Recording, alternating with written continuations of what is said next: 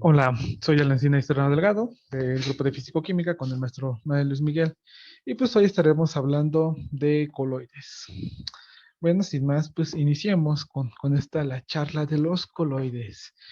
Primero, pues vamos a definir qué es un coloide. Pues un coloide no es nada más que una mezcla heterogénea de dos o más sustancias, en la cual una es una fase dispersante o fase continua y pues la otra o las otras pues son las fases dispersas o dispersas si solamente está hablando de una. Eh, ¿A qué se refiere esto? Bueno, pues muy sencillo, pues la fase dispersa es lo que se va a dispersar en la fase continua. Normalmente y por lo general, como que los coloides más conocidos son en la que la fase continua es líquida y en la que la fase pues dispersa es sólida o líquida también, pero no siempre. Y ahorita haré una aclaración de las distintas mezclas. Ok. Ahora, ¿cómo puedo identificar un coloide? ¿O qué es un coloide? Un coloide es, o sea, ¿cómo es una mezcla? Pero ¿cuál es la diferencia entre un coloide y una disolución? Perdónenme, se me lengua la traba. Bueno, pues muy sencillo. Una disolución tiene un menor tamaño en sus moléculas del disolvente. Bueno, sí, del disolvente y del disolvato también. Es menor a un picómetro. Ahora, por el otro lado, también tenemos las famosas suspensiones. Estas tienen un tamaño, sus moléculas, sus partículas tienen un tamaño mayor a un micrómetro. El coloide se encuentra entre estos dos. ¿Qué quiere decir? Que un coloide va de un picómetro a un micrómetro en su tamaño. Sí, si lo medimos en distancia, pues es algo muy pequeño, algo diminuto, casi como la esperanza de que pases la materia, así es. Pero si lo hablamos en moléculas, pues tienen un tamaño considerable, pero tampoco son muy grandes, como en el caso de las suspensiones, que pues sí, son muy grandes. Un ejemplo de una suspensión pudiera ser cuando le echas tierra al agua, ¿no? Y la revuelves, pues es demasiado, luego se ve y pues no se logra esa disolución o esa disolución nicoloidal y nada, ¿no? Como que todo se asienta y no solamente por la saturación, sino porque pues realmente no se puede. Las partículas son demasiado pesadas y le gana la fuerza de gravedad. Eh, y tiene varias características los coloides. Una de las características también muy características de un coloide es que tiene el efecto de Tyndall. Bueno, ¿qué es este efecto? Ustedes dirán, ahorita que lo acabo de tocar. Bueno, pues este efecto de Tyndall es que rebotan la luz por el tamaño precisamente de sus moléculas. Estas tienden a rebotar la luz, cosa que en las disoluciones no. En la disolución entra la luz y no se nota que pase. En la disolución no se nota el momento en el que está pasando ese rayo de luz por la disolución, cosa que en los coloides sí. En los coloides sí. Si quieren, hagan el experimento. Hagan el experimento. ¿Quieren que les diga qué coloide tienen ustedes en su cuerpo? Ni siquiera necesitan comprar nada. La sangre es un coloide. En un momento entraremos más en detalle de lo que es. Pero sí, el coloide que tenemos en el cuerpo es sangre y entre otras cosas que más adelante mencionaré. Si ustedes se pueden dar cuenta, al momento de que entra la luz en la sangre, esta la rebota hacia los lados y se puede ver el rayo de luz atravesando. Esto lo pueden hacer poniéndose una lámpara en el dedo y pues van a ver que se va a ver cómo la luz atraviesa y se nota. ¿Por qué? Pues porque es un coloide, es una de las características de los coloides. Pero bueno, entonces comenzaré a explicar las distintas fases físicas de los coloides. Ok, de una manera rápida explicaré las distintas formas coloidales que se pueden encontrar según sus estados de agregación. Pues cuando presentan pues, los diferentes estados de agregación, ya sea la fase continua o la fase dispersa. Ahora, ¿qué pasa si las dos fases fueran gaseosas? Las dos fases fueran gases. Bueno, esto no es posible, pues porque entre gases se disuelven. Entonces no es algo que se pueda realizar, no existe y no hay manera de dar un ejemplo, pues porque no existe. Ahora, ¿qué pasaría si la fase continua se disociara una fase líquida? Bueno, pues quedaría un aerosol líquido. que si tuviera que dar un ejemplo cotidiano, pues fuera la niebla. La niebla es un coloide, así es, la niebla es un coloide y es un aerosol de la familia de los aerosoles. Ahora, volviendo a lo mismo, si la fase continua fuera un gas y la fase dispersa fuera un sólido, habría un aerosol sólido. ¿Cuál sería un ejemplo de un aerosol sólido? Bueno, pues un aerosol sólido puede ser el humo, las latas de pintura que usamos pues para grafitear o vaya, para rayar ahí las paredes de los vecinos. Pues bueno, sí, efectivamente es un coloide también. Simplemente que esta su fase continua es un gas y su fase dispersa es un líquido. Ahora, ¿qué pasa pues cuando la fase continua es un líquido, ¿no? Con los demás fases dispersas. Bueno, cuando una fase continua es un líquido y la fase dispersa es un gas, se generan espumas. ¿Espumas? Sí, pero no se confunda. Me regreso un poco. La fase continua es líquida y la fase dispersa es gas. Perdón, no se confunda cuando la fase continua es gas y la fase dispersa es líquida, porque cambian las características que se presentan. Ahora sí. Cuando pues la fase continua es líquida y cuando la fase dispersa es un gas, les recuerdo que es una espuma. Se generan espumas. ¿Como cuál? Pues como la espuma de afeitado que uno se unta. De hecho, no les puedo hablar mucho, pues, estoy barbón, no les puedo hablar mucho de eso, pero sí, también es un coloide que ocupamos, de hecho, casi todos los días. Bueno, quienes se rasuran. Este, ahora, ¿qué pasa cuando los dos son líquidos? Cuando la fase eh, continua y la fase dispersa, ambos son líquidos. ¿Qué pasa? Aquí se genera algo que se llama emulsión. Una emulsión mm, que, que tenemos nosotros, los humanos, es, por ejemplo, la sangre. La sangre es una emulsión que forma parte de los soles, que en un momento, pues, les diré lo que es, entraré más en profundidad de lo que es un sol, pero nuestra sangre es una emulsión, también lo es la leche y son otros productos. Se generan emociones. Ahorita, reitero, adentraremos más a lo que es una emulsión. No, ahora vuelvo a lo mismo, cuando la fase continua sigue siendo líquida y ahora la fase dispersa es sólida. Bueno, pues en este caso pues tenemos las pinturas que utilizamos para pintar nuestras casas, para las acuarelas, pinturas chinas con las que nos hacemos tatuajes. Ese también es una muestra de coloide, simplemente que esa su fase continua es líquida y su fase dispersa es un sólido. Ahora, ¿qué pasa cuando la fase continua es sólido? Porque sí, la fase continua puede ser un sólido, no necesariamente tiene que ser líquido o gaseoso, también puede ser sólida. Y pues eh, la fase dispersa es un gas. ¿Qué quiere que pase con eso? Bueno, pasan ciertas cosas, se producen algunos aerogeles, pues como los que usa la NASA, ¿no? Para hacer como que un embalaje en el cual cuando se calienta, pues no se quema lo que hay dentro. Eh, Otro, y que y que este es un clásico y un claro ejemplo, y que todos en algún momento lo hemos visto, son las piedras Pómex. Las piedras Pómex son coloides. Así es, una piedra Pómex es un coloide, no se lo imaginaba, no se lo esperaban.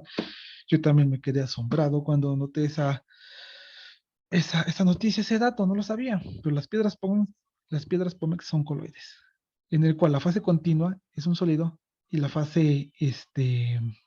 y la fase dispersa es un gas. Ahora continuamos con eso. Continuamos con la fase continua en sólido y la fase dispersa en líquido. Pues bueno, aquí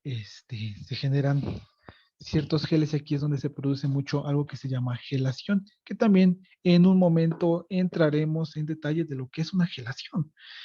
Ejemplos de este tipo de coloides puede ser la gelatina, eh, los panditas, ¿no? De gomita. Y si quieres que te diga algo más interesante, nuestro cuerpo son los cartílagos. Así es, nuestros cartílagos son un coloide. Somos personas coloidales, de hecho, estamos formados por múltiples tipos de coloides. Ya dijimos que la sangre y ese también son los cartílagos. Eso que te pasa cuando te chingas la rodilla, y es que tu coloide se deshizo y lamentablemente el cuerpo no lo puede regenerar. Es algo que tu cuerpo no puede volver a hacer. Tus orejas son coloides, así es. Eh, y ahora, ¿qué pasaría? Cambiando un poco de tema, pero siguiendo con los coloides, ¿qué pasaría si el coloide tuviera una fase continua sólida y una fase dispersa sólida también? Porque sí, sí se puede. ¿Qué pasa? Se generan ciertos cristales o piedras. Un ejemplo de esto, pues digo, a lo mejor la gente pudiente pueda decir que sí, yo no lo sé, son los rubíes cuando se mezclan con otros cristales. Sí, se pueden hacer cristales, esos coloides, pues también existen, quizás sean algo raros o no muy convencionales, o quizás que no tienen mucho uso cotidiano. Porque sí, no es como que estemos usando rubíes diariamente, ¿no? O diamantes o otros tipos de coloide sólido, sólido. Entonces, eso es lo que vienen siendo las distintas características de los coloides. Quien define si va a ser más sólido o más líquido, más gaseoso, vaya, es la fase continua. La fase continua es la que dicta qué estado va a tener este coloide, ¿no? Reitero, en las emulsiones que son líquido-líquido, pues bueno, naturalmente van a ser líquidas las dos, pero cuando la fase continua es sólida, aunque el otro sea líquido, aunque la fase dispersa sea un líquido, uno esperaría que fuera un líquido también, pero no, pasa que quien predomina es la fase sólida. Vuelvo a lo mismo, si no me pusiste atención, pues te lo repito, un ejemplo de esto puede ser la gelatina. ¿Sí me explico? En este proceso de gelatina, pues les digo, pasa un proceso que se llama gelación, que en un momento me adentraré a explicar qué es ese proceso de gelación. Entonces, pues ya vimos las diferentes características físicas que puede agarrar cada coloide. Entonces, ahora hablemos de un coloide específico, bueno, o de una característica específica. Hablemos de los soles. Así es, no hablo de los astros, no, ni soles de los que quieren cantar, no, no, no. Soles de la química son coloides, los cuales tienen su fase dispersa sólida y su fase dispersante, su fase continua líquida. Estos se utilizan en muchos usos industriales. Uno de ellos pues es para el proceso de pasar del sol al gel. A este proceso se le llama gelación, en el cual eh, pues este coloide adquiere una mayor viscosidad y deja de lado pues su fase líquida y comienza a volverse una fase sólida y queda en el medio, ¿no? Ni es un líquido, ni es un sólido, ni acá, ni allá, ¿no? Se queda a la mitad, se vuelve un gel. Un ejemplo de la gelación, pues puede ser la gelatina al momento de cuajarse, porque la gelación se puede dar por varias cosas, se puede dar por efectos químicos o por efectos físicos. En el caso de la gelatina, pues es un efecto físico en el momento en el que pues se enfría, ¿no? La gelatina al momento de ser líquida es un sol, pero ya al momento de ser gelatina, pues ya pasa a ser un gel, y esto es por la pérdida de calor. Otro ejemplo también un ejemplo químico sería la sangre. Como ya les había mencionado, nuestra sangre es un coloide también y es de la familia de los soles. Bueno, pues esta al entrar en contacto con el oxígeno, las plaquetas se activan en corto y de volada, ¿no? Tapan la herida, es un mecanismo para poder sobrevivir. Porque si no, imagínense si fuera nuestra sangre completamente líquida, pues con cualquier cortada, pues estaría sangre y sangre y sangre y nunca dejaría de sangrar. Por eso también pasa ese proceso de gelación. Nuestro cuerpo es muy inteligente.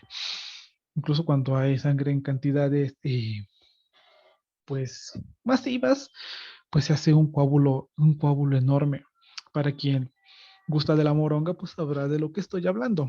Este, y pues nada, ¿no? O sea, eso es lo que pasa con los soles. Los soles tienen una gran capacidad para generar geles y también para generar aerosoles, que es en el momento en el que pues también cambia de estado. Y eso también lo hablaremos en un momento de lo que es un aerosol. Pero de momento, pues, es más fácil que pase de, de un sol a un gel. Bueno, ya hemos estado hablando de, pues, lo que son algunos colores, ¿no? Ya hablamos de los geles, ya hablamos pues, de los soles, ya hablamos de la gelación, de los aerogeles y algunas otras cosas, perteneciente mismo a los coloides, pero ahora hablemos de las emulsiones. Ujú. Las emulsiones es, pues, cuando la fase dispersa y es líquida y cuando la fase continua también lo es. Ya lo había mencionado con anterioridad, también ya les había puesto el ejemplo de que uno de ese tipo de coloides es la sangre. En su momento no se los había dicho, pero creo que sí se los dije, no lo recuerdo. Pero sí, es la sangre. La sangre es una emulsión. Son dos líquidos que están entre ellos y son inmiscibles. Esa es la definición de lo que es una emulsión. Dos líquidos que están juntos, pero pues no se pueden mezclar entre ellos, son inmiscibles, reitero. Ahora, dentro de las emulsiones, pues hay eh, puntos críticos dentro de las emulsiones. Son tres para ser más claros. Para explicar esto, pondré como ejemplo la leche. Sí, la leche también es un coloide de tipo emulsión. Este, también puede presentar tres puntos críticos. Uno es la floculación, que es cuando se vuelve grumoso. Esta misma propiedad también la tiene la sangre. Al momento de cortarnos, la sangre sale, se expone al ambiente, al oxígeno y pues se coagula, ¿no? Lo que comúnmente conocemos como coagulación y se genera posteriormente una costra para protegernos, porque pues si la sangre fuera completamente líquida o no se coagulara, pues no sangraríamos con la más mínima cortada, todo el tiempo estaríamos sangrando. Y en la leche pues también pasa algo similar. Se generan grumos conforme pues, va pasando el tiempo y se va echando a perder, pues se generan grumos. La floculación es cuando un líquido pasa a ser masa, ¿no? Pasa a forma masa, cuando el coloide forma masa. También está la cremación. Vuelvo, o sea, voy a seguir con el ejemplo de la leche.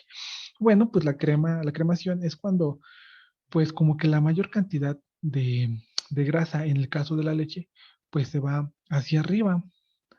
En otros casos de cremación no necesariamente tiene que ser también exclusivamente de la leche. Muchas veces también se va todo hacia abajo, dependiendo la densidad de lo que se esté cremando. Reitero, no es exclusivo de la leche, pero es el ejemplo más claro que les puedo dar. Entonces, la cremación, cuando pues se separa, ¿no? Hay una cierta separación entre las distintas densidades de el coloide.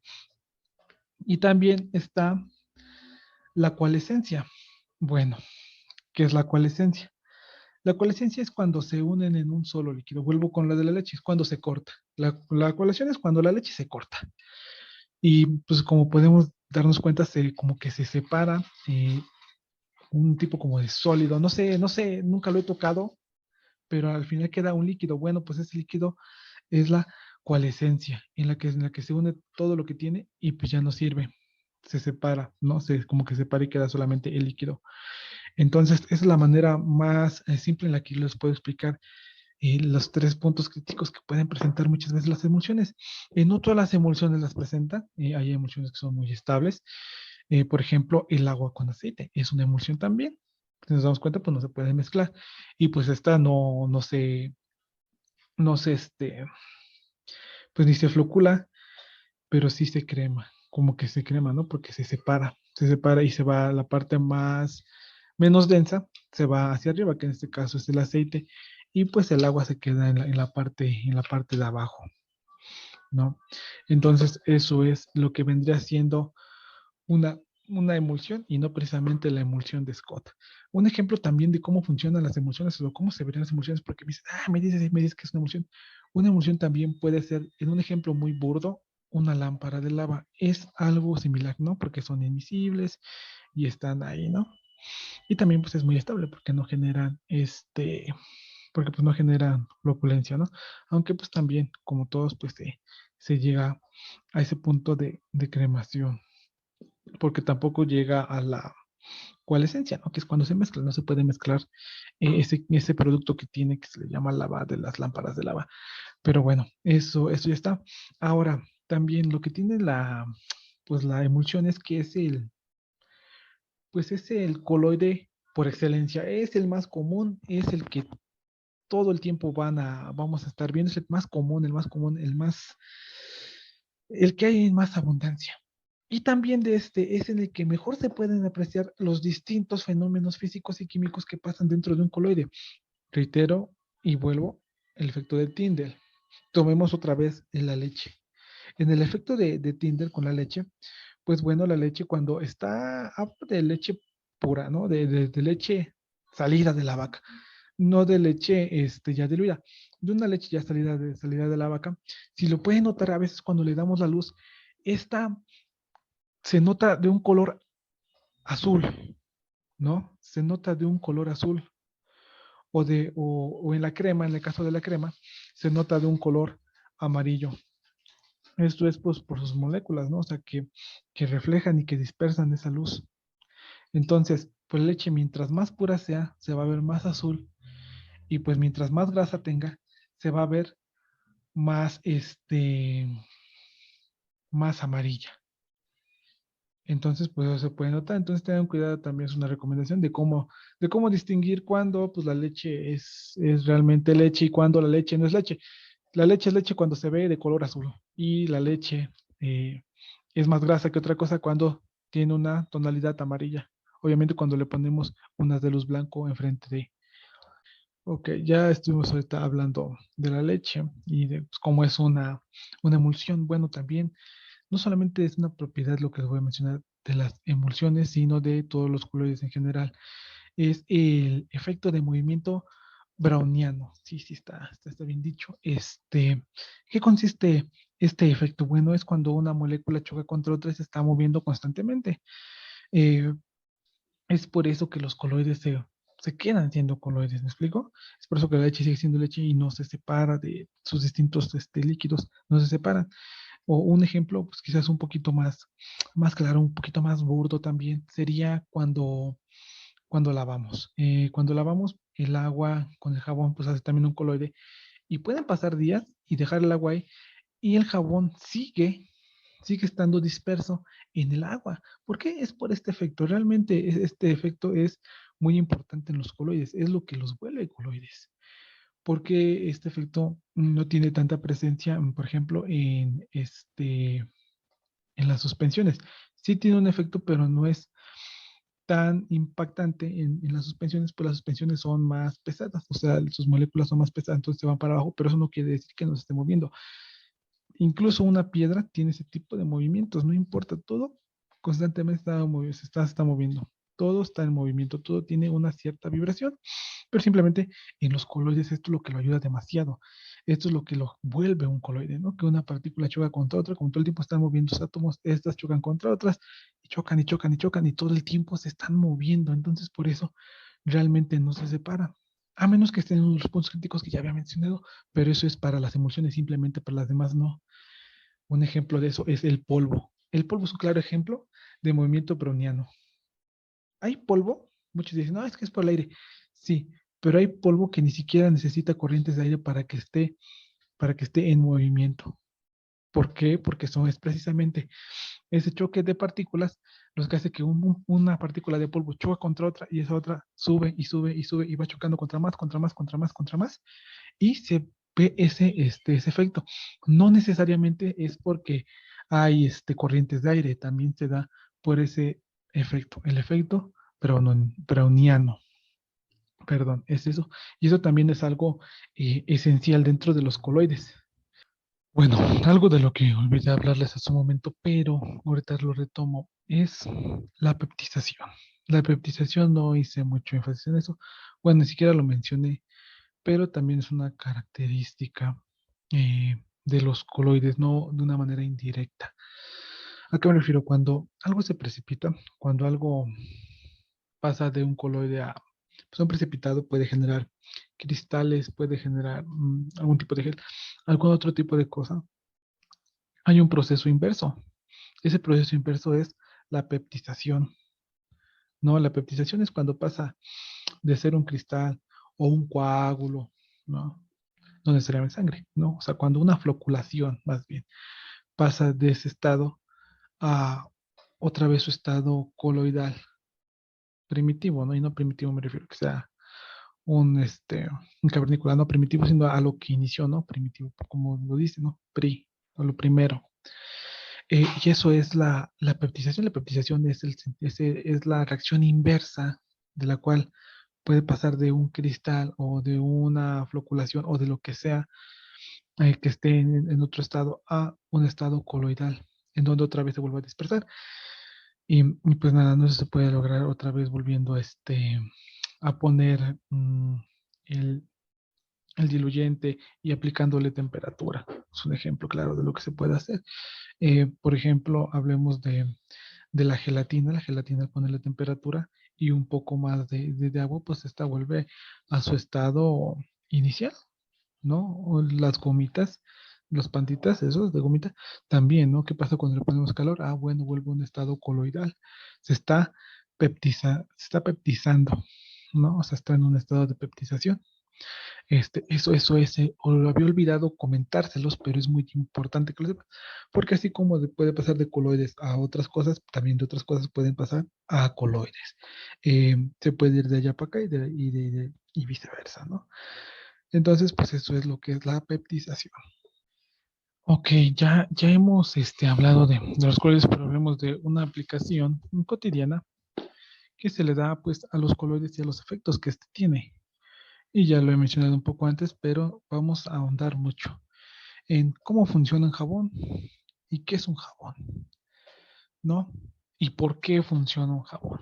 Nunca se han preguntado por qué limpia un jabón. Lo usamos diariamente y nunca nos preguntamos, oye, ¿cómo funciona eso, no? O por qué limpia.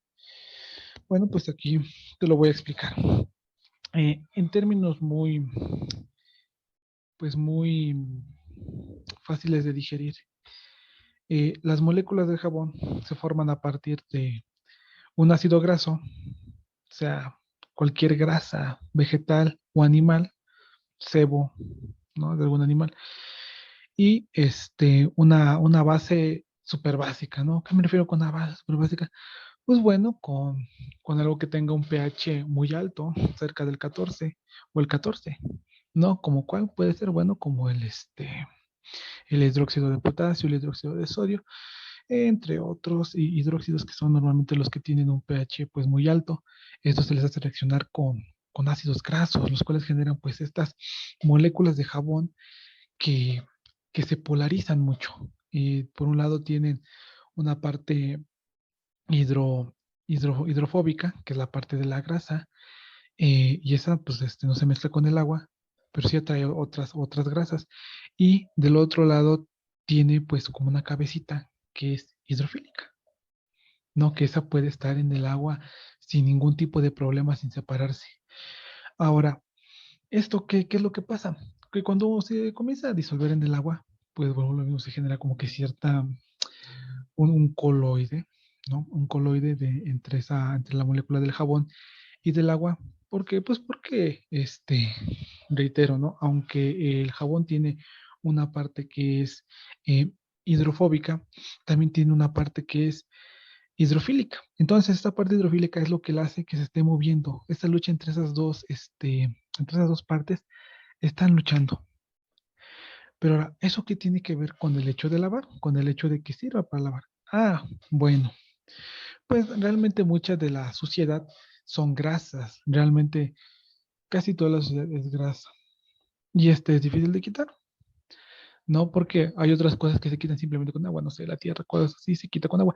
Pero las grasas, los ácidos grasos, no, esos son difíciles. ¿Por qué? Porque como son hidrofóbicos, estos no se pueden quitar solamente con agua. Se les necesita tallar, estarles quitando de una manera física y no de una manera química. Pero ahí es donde entra en acción el jabón. ¿Qué es el jabón? Bueno, pues el jabón crea algo que se llama micelas. ¿Qué es una micela? Una micela es una bola, es una bolita que la parte de afuera es es esa parte hidrofílica y la parte de adentro es esa parte hidrofóbica. Entonces, ¿cómo se generan esas micelas? Bueno, pues esas micelas llegan y atacan las grasas se unen con esa parte hidrofóbica que también es una parte de grasa del jabón y ya se cuenta que todas las moléculas de jabón se van pegando en esas partículas de grasa, las van como que embolsando, las van embolsando. Entonces, ya quedan la grasa dentro de esa bolsita que se llama micela y toda la parte de afuera es completamente hidrofílica, o sea, porque ahí quedan las cabecitas, ¿no? O sea, imaginemos que esto es pues esta es la molécula, y la punta es la parte hidrofóbica y esta parte azul pues es la parte hidrofílica, entonces de cuenta que se va, y mi mano es la grasa, ¿no? Se va pegando por todos lados, y ya que tiene por todos lados, pues ya se puede moverse por el agua libremente. ¿Por qué? Porque está recubierto con esta parte que vendría siendo la parte hidrofílica y se puede menear. Entonces, así es como se quita la grasa. Así es como se quita esa suciedad. Pues simplemente la grasa se queda en esas bolsas atrapadas y esas bolsas atrapadas pues se van junto con el agua. ¿Por qué? Porque ya son miscibles en ella. O sea, bueno, no miscibles completamente, pero ya se pueden menear en el mismo, ya se pueden menear y ya se pueden mover junto con el agua. Entonces, así es como funciona el jabón. Igual, y las micelas funcionan igual en esa famosa agua micelar. Pues lo mismo, se dice que sirve para lavarnos la cara. Pues sí, efectivamente sirve para lavarnos la cara. ¿Por qué? Pues porque nuestra cara normalmente tiende a tener mucha grasa, especialmente en esta parte, lo que es la nariz. Tiende a juntar mucha grasa, mucho sebo. Entonces, lo mismo, tiene la misma aplicación. Es es un jabón, simplemente que pues está adaptado más a nuestro pH eh, y pues no nos va a, pues a dejar manchitas o cosas de ese estilo. Pero es la misma mecánica. Llega la molécula, ataca a las otras moléculas de grasa, las enfrasca y se va junto con el agua. Y te puedes limpiar. Entonces, por eso que es muy bueno y que limpia también. ¿Por qué? Pues porque genera estas micelas. Ahora ya sabes que es una micela y que es un jabón. No, que también, ojo, no hay que confundir. No es lo mismo un jabón que un detergente, son cosas diferentes. Ahora te explicaré qué es un detergente y por qué se diferencia de un jabón. Hola, soy Alencina Estrano Delgado, del grupo de Físico-Química con el maestro Manuel Luis Miguel. Y pues hoy estaremos hablando de coloides. Bueno, sin más, pues iniciemos con esta, la charla de los coloides. Primero, pues vamos a definir qué es un coloide. Pues un coloide no es nada más que una mezcla heterogénea de dos o más sustancias, en la cual una es una fase dispersante o fase continua, y pues la otra o las otras, pues son las fases dispersas o dispersas si solamente está hablando de una. Eh, ¿A qué se refiere esto? Bueno, pues muy sencillo, pues la fase dispersa y es lo que se va a dispersar en la fase continua. Normalmente y por lo general, como que los coloides más conocidos son en la que la fase continua es líquida y en la que la fase pues dispersa es sólida o líquida también, pero no siempre. Y ahorita haré una aclaración de las distintas mezclas. Ok. Ahora, ¿cómo puedo identificar un coloide? ¿O qué es un coloide? Un coloide es, o sea, ¿cómo es una mezcla? Pero ¿cuál es la diferencia entre un coloide y una disolución? Perdónenme, se me lengua la traba. Bueno, pues muy sencillo. Una disolución tiene un menor tamaño en sus moléculas del disolvente. Bueno, sí, del disolvente y del disolvato también. Es menor a un picómetro. Ahora, por el otro lado, también tenemos las famosas suspensiones. Estas tienen un tamaño, sus moléculas, sus partículas tienen un tamaño mayor a un micrómetro. El coloide se encuentra entre estos dos, que quiere decir que un coloide va de un picómetro a un micrómetro en su tamaño.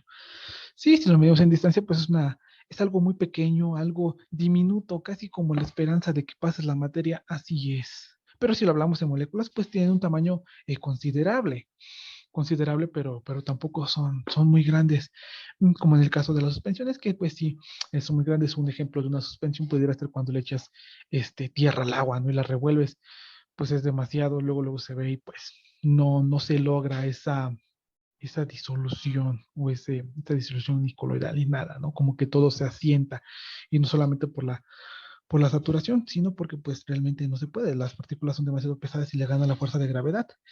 Eh, y tiene varias características los coloides.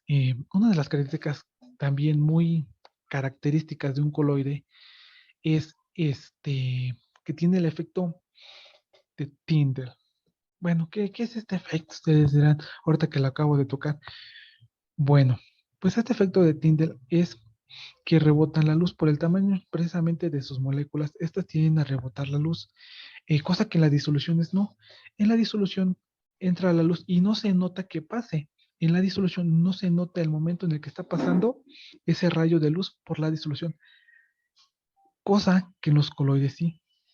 En los coloides sí. Si quieren, hagan el experimento. Hagan el experimento. ¿Quieren que les diga qué coloide tienen ustedes? En su cuerpo ni siquiera necesitan comprar nada. La sangre es un coloide.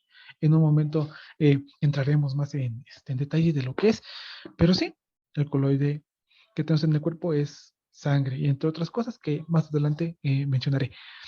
Si ustedes se pueden dar cuenta, al momento de que entra la luz en la sangre, esta la rebota hacia los lados y se puede ver el rayo de luz atravesando. Esto lo pueden hacer poniéndose una lámpara en el dedo y pues van a ver que se va a ver cómo la luz atraviesa y se nota. ¿Por qué? Pues porque es un coloide, es una de las características de los coloides. Pero bueno, entonces comenzaré a explicar las distintas fases físicas de los coloides. ¿Tienen alguna duda ahorita con respecto a los coloides? Estamos ya en la recta final. Pues con gusto háganmela llegar y yo con gusto les contestaré las distintas preguntas que tengan sobre los coloides. Ahorita en este momento se las contesto, háganmelas llegar, por favor. Ok, ya tenemos la primera y dice, Alan, ¿qué es un coloidón? Ok, un colodión, perdón. Coloidón no, un colodión. Bueno, ok, un colodión. Un colodión es una mezcla de celulosa con alcohol y éter, pero no cualquier celulosa, sino la nitrocelulosa de las paredes de las células vegetales. Se mezcla y esta genera algo que se llama colodión húmedo.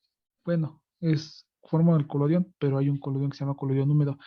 Y servía pues en los 1850, 1830, ya hacía muchos años, no es cierto, 1830 no, fue a partir de los 1850 que se empezó a utilizar ese método de el colodión húmedo para sacar fotografías. Se hizo muy popular durante los primeros años de los 1900, pero posteriormente pues fue acabando el uso. Bueno, ¿cómo funcionaba? Hacían este colodión, digo, con la mezcla de, de nitrocelulosa, de alcohol y de éter. El problema es que esto es muy flamable, pero pues se mantenía en un lugar donde no le pegara la luz y donde estuviera seco. Siempre se mantenía húmedo, se ponía una placa de vidrio, el papel donde se quería hacer la fotografía y pues se ponía el colorión. Se tomaba la foto y después se revelaba con sulfato de amonio. Con sulfato de amonio ya y quedaba la imagen impresa. Eso era una técnica, ya posteriormente pues fue cambiando toda esta onda de la fotografía y se fue digitalizando poco a poco y hasta la aparición, ¿no?, de las fotografías que tenemos hoy en día. Y antes de eso pues las fotografías instantáneas que sí llegaron pues a cambiarlo todo, ¿no? Y poco a poco fue cambiando y fue algo que se dejó de hacer. En la actualidad pues sí hay gente que todavía utiliza esta técnica y que todavía tiene cámaras antiguas, pero pues obviamente una sesión de fotos con alguien así pues es muy caro, es muy caro. Y pues eso es el colodión húmedo, también está el colodión elástico que se usa más para las ondas farmacéuticas. El colodión farmacéutico, pues ese técnicamente es aparentemente de una preparación similar, solamente que en vez de usar celulosa, pues se usa piroxilina, ¿no? La piroxilina se utiliza igual con alcohol y con éter. eh, para englobarla toda se utiliza pues este aceite de ricino, pues ricino es ese árbol que parece paraguas, que tiene unas bolitas con espinas, que pues si ustedes lo hicieron como yo de chiquito, pues se las aventaba a los demás, ¿no? Son pequeñas bolitas espinudas, que les digo, crecen en un matorral, un arbolito que parece estrella su hoja, y pues es muy grande, parece un paraguas. De hecho, así en muchos lugares lo conocen como paraguas. Este, Se prepara todo en un frasco inmediatamente, pues es muy inestable, o sea, incluso si le pega la luz puede llegar a prenderse fuego. Entonces hay que tener mucho cuidado con ese colodión, perdón. Y y pues nada, su uso es para deshacer pues lesiones queratinosas. Puede ser, por ejemplo, cuando queda un bordo, cuando tienes una cortada y después te queda la cicatriz así muy borduda, pues eso puede ser un tratamiento que pues lo va deshaciendo de a poco. Pues arde, yo me imagino, no sé, nunca me lo he puesto, pero debe de tener alguna sensación pues incómoda, pues está deshaciendo la queratina. Y bueno, un uso todavía más común pues es para quitar las verrugas, verrugas grandes, pues utiliza ese tratamiento para quitarlas. Sí, siempre y cuando se recomienda que no sean verrugas genitales, porque pues sí, por lo mismo, ¿no? Pues es muy ácido. Entonces, pues no, ahí no se usa. Y pues nada, ¿no? Eso es lo que son los colodiones. Otra pregunta. Dice, hola, Alan, ¿cómo estás? Muy bien, gracias. Este, ¿Cómo puedo precipitar óxido férrico de una solución coloidal? Ah, ok. Eh, bueno, ya sé por dónde viene más o menos. Tu solución es un sol. Normalmente me imagino que quieres destapar alguna cañería que se oxidó. Por lo general, pues sí, se hace un coloide ahí de óxido férrico. Y bueno, la manera más simple para destaparlo, para generar ese desprendimiento, es usando ácido fluorhídrico, el HF. Con ese se hace la reacción y al final queda este hidróxido de hierro y lo demás. Y eso se despega, se vuelve como una gelatina y ya esto ya no se disocia. Ya no se disocia, ya no se queda en el agua flotando. Es una manera de hacerlo. Y es una manera también pues, de limpiar algunas tuberías. Si ese es el problema en el que tienes, a veces el óxido férrico se va haciendo como pequeños bultos ahí y empieza a tapar el agua. Entonces, al momento de que tú le echas este ácido fluorhídrico, vuelve esa consistencia dura, la vuelve gelatinosa y se puede ir inmediatamente. Y ya no necesita, pues, que le estés picando porque, pues, te digo, se vuelve una especie como de gel y pues se va más rápido. Es la mejor manera que puedes hacer para poder precipitar el óxido férrico de tu problema. Normalmente es para lo que se utiliza. Digo, quizás no, quizás si tengas un sol que tú mismo preparaste y pues simplemente le quieres quitar el óxido férrico, pero también entiendo por otro lado pues que esos tipos de problemas pasan y más en casa, ¿no? Sí, con ácido fluorhídrico lo puedes encontrar en algún laboratorio, no necesitas demasiado. Con con este lo puedes lograr muy bien. Otra pregunta. Dice, hola, ¿cómo las cargas en las partículas estabilizan al coloide? Bueno, hablemos del coloide en un estado líquido para hacer más entendible la explicación. Depende mucho si es hidrofóbico o es hidrofílico. Si es hidrofóbico, pues me hace pensar que tiene compuestos orgánicos. Normalmente van a ser aminas y alcoholes. Estos van a generar los hidrógenos de las aminas y de los alcoholes, pues van a generar puentes de hidrógeno con las partículas del agua. Entonces, de esa manera, tiene una fuerza intermolecular entre ellas que se quedan de una manera unidos, entre comillas, y por lo mismo que ya había explicado anteriormente del efecto browniano, pues se están moviendo. Entonces, al mover esas partículas, pues jalan a las demás. Entonces, todo el tiempo están moviendo. Por eso es que se conserva el coloide. Eh, en, en una onda, pues ya más inorgánica, o sea, que sea un coloide de origen mineral, pues bueno, son sus cargas negativas que hacen que estén pegadas y junto con el agua y también estén, estén ahí flotando, estén ahí dando vueltas. Y pues nada, ¿no? Eso es técnicamente cómo funcionan con las cargas. Las cargas de la forma mineral, pues las cargas se pegan al agua y el agua las está arrastrando constantemente y hace como un enlace, un supuesto como enlace iónico, ¿no? O sea, como que se quedan unidas por las cargas y comienzan a dar. Eso es porque tienen mucha carga negativa los coloides de origen mineral y en los orgánicos pues es porque se generan puentes de hidrógeno, pero te digo, solamente aplica con las aminas y con los alcoholes y algunos otros, pero siempre tiene que ir un oxígeno pegado a un electrón, perdón, a un elemento electronegativo. No sé si te haya resuelto la duda, pero así es como las cargas estabilizan a los coloides. De hecho, cuando tú desestabilizas las cargas es cuando comienza a haber ciertos problemas. Por ejemplo, eh, volvamos a la coagulación de la sangre, pues eso se causa por un efecto de que se alteran las cargas. Al tener contacto con el oxígeno comienza a haber una reacción en cadena en la cual se desestabiliza la carga y comienza ese proceso de coagulación y posteriormente pues de endurecimiento que presentan las costras. La siguiente pregunta me dice, ¿me puedes explicar la regla de Schultz-Hardy? Bueno, muy simple. La regla de Schultz-Hardy es precisamente lo que acabo de comentar.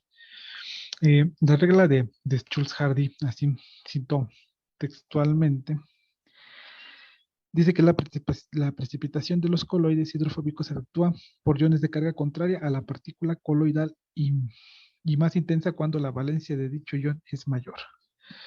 ¿Qué quiere decir? Que se comienza a precipitar al tener presencia de un ion con carga contraria al del coloide. Eh, Vuelvo a lo mismo, lo de la sangre. Hay un cambio, el oxígeno comienza a entrar y hace un cambio en las cargas de la sangre.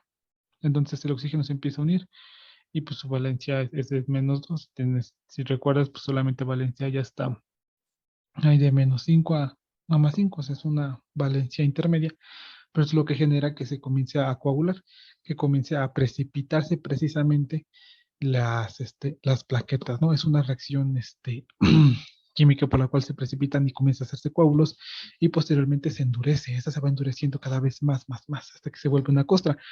Eso es técnicamente lo que es el Schultz-Hardy. Y no necesariamente tiene que ser siempre con oxígeno o siempre con una carga negativa, también puede ser con una carga positiva. Si tenemos un coloide pues, con predominancia negativa, podemos a ponerle, no sé, un sodio y vaya, ¿no? Lo mismo, o un fósforo que a veces pueden donar hasta 5 electrones. Entonces, este, pues nada, ¿no? Así es como se genera esa deslocalización de carga y comienza a precipitarse el coloide. Y de la misma manera también esto aplica con lo que le comenté al chico anterior, con lo de su problema del sol que hizo a base de óxido férrico, pues lo mismo, al ponerlo en contacto con el ácido fluorhídrico, pues lo mismo, ¿no? Se deslocaliza la carga y comienza a precipitarse el óxido férrico, volviéndose en hidróxido férrico, no en óxido, sino en hidróxido. Y se precipita este mismo y queda como una gelatina. Es lo mismo, esa pregunta viene muy relacionada a las últimas preguntas que me han hecho. Espero y haya quedado claro. También otra pregunta que me hacen es, ¿pudiera explicar en otro sentido también el efecto Tyndall? Ok, una manera más simple, bueno, más simple está bien. Gracias al efecto Tyndall, es que se puede ver el cielo de color azul. ¿Sí? El cielo también es un coloide, porque presenta una fase continua gaseosa, pero la fase dispersa es líquida. Entonces, por eso también se nota esa coloración azul en en nuestro cielo. Si no fuera coloide, se vería negro, se vería el espacio directamente, pero no es así, se nota de esa manera.